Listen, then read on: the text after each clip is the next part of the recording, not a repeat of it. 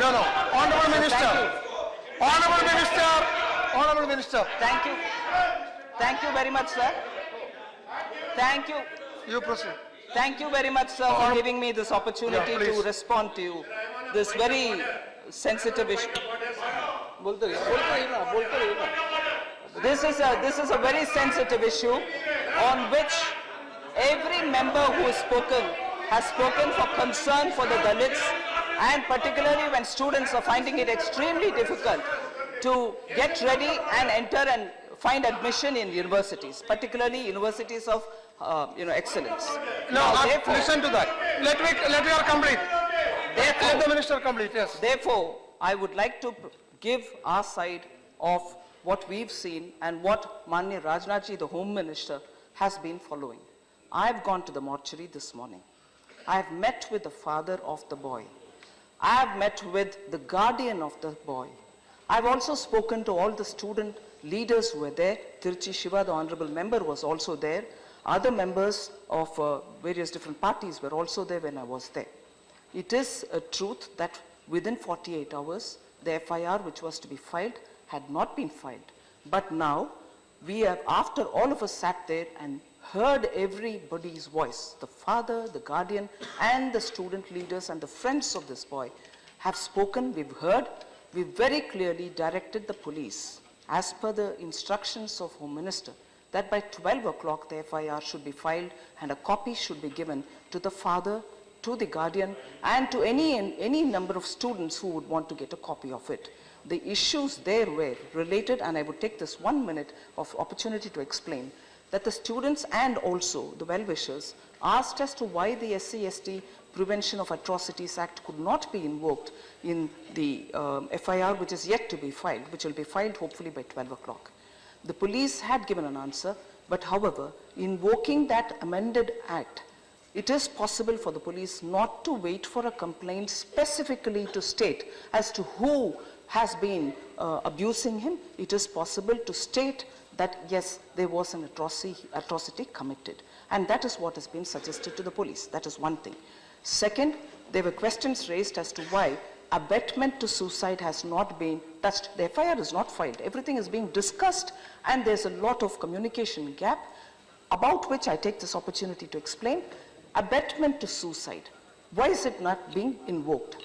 Whilst the police has still not filed an FIR, but still in front of everybody, we did ask the police as to why wouldn't they want to consider that clause. The police said, unless a doubtful expression is stated somewhere in the complaint that maybe this person, maybe that person, they may not, as per rules, be able to put that section of the IPC into it.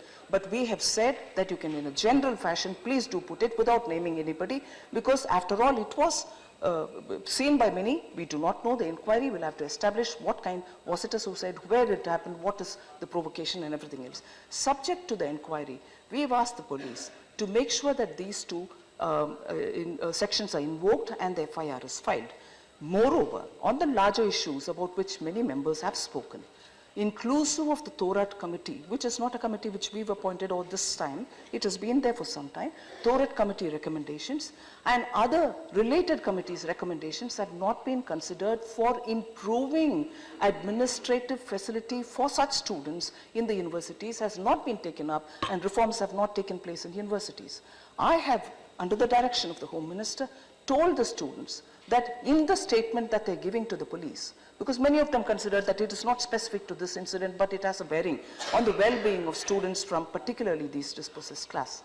So the statements which are prepared by professors, teachers, or well-wishers, or relatives, or student friends may all be given, is what we've suggested, to the police to receive it and register them as statements related to this complaint.